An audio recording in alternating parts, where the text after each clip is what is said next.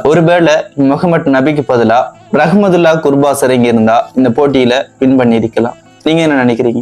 உலக கிண்ண T20 போட்டிகளினுடைய 13வது போட்டியாக குரூப் டிஎஸ் சேர்ந்த சவுத் ஆப்பிரிக்கா மற்றும் ஆப்கானிஸ்தான் அணிகளுக்கு இடையிலான போட்டி இன்றைக்கு 11 மணிக்கு வந்து இடம்பெற்றிருந்துச்சு.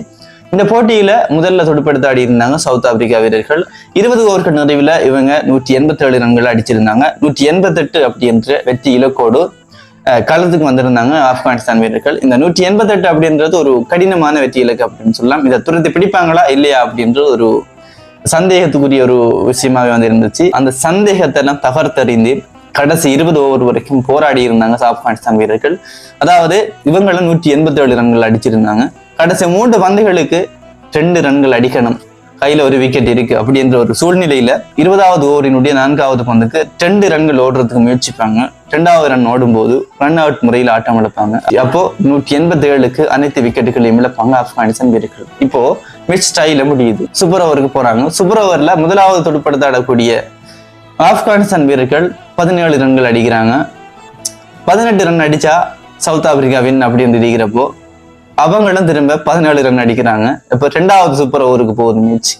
அதுல சவுத் ஆப்பிரிக்கா வீரர்கள் முதல்ல துடுப்படுத்த ஆடுறாங்க. இந்த பெஸ்ட் பேட்டிங் பண்ணும்போது இவங்க 23 ரன்கள் அடிக்கிறாங்க.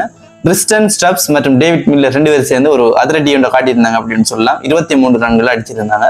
2வதா பேட்டிங் பண்ண வந்த ஆப்கானிஸ்தானுக்கு 24 அப்படின்றது 6 போலுக்கு 24 அப்படின்ற ஒரு இமாலய இலக்கு வந்து நிர்ணயிக்கப்பட்டிருந்துச்சு. ஆப்கானிஸ்தானுடைய ஆரம்ப துடுப்பாட்ட வீரர்களாக வந்திருந்தாங்க யார் யார் அப்படின்னு சொன்னா முகமது நபி மற்றும் ஒமார் சாய் 2 பேரும் வந்து வந்திருந்தாங்க. இதுல முதலாவது போல எதிர்கொள்வாரு முகமது நபி, அதுக்கு வந்து ஓட்டங்கள் எதுவும் பெற்றுக்கொள்ளப்படாது. 2வது போல எதிர்கொள்வாரு, அதுல வந்து அவுட் ஆயிட்டு போவாரு. இப்ப 4 பந்துகளுக்கு 24 ரன் அடிக்கணும். 4ம் சிக்ஸரா போனா மட்டும்தான் ஆப்கானிஸ்தான் வந்து வின் பண்ணலாம்.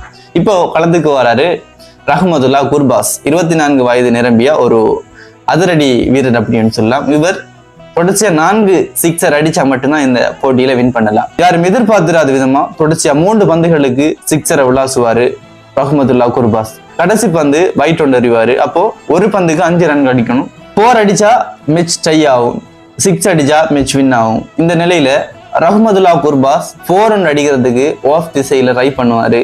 அது கெச்சா மாறி அவுட் ஆயிட்டு போவார். இதனால சவுத் ஆப்பிரிக்கா 2வது சூப்பர் ஓவர்ல வின் பண்ணிடுவாங்க. இந்த மேட்சை பார்த்துட்டு இருந்தவங்களுக்கு ஒரு ஃபைனல் மேட்சை பாக்குற மாதிரி தான் ஒரு ஃபீல் ஆயிருக்கும் அப்படின்னு சொல்லலாம். 2 டீமுமே வந்து ஒரு பலம் பொருந்திய டீமா வந்து பார்க்கக்கூடிய மாதிரி இருந்துச்சு. ஒரு திகில் ஊற்று ஒரு அதிரடி காட்டியிருந்தாங்க 2 டீமும். நான் எதிர்பார்த்த வந்து ஆப்கானிஸ்தான் வின் பண்ணும் அப்படின்ட்டு கடைசியில சவுத் ஆப்பிரிக்கா வின் பண்ணியிருந்தாங்க.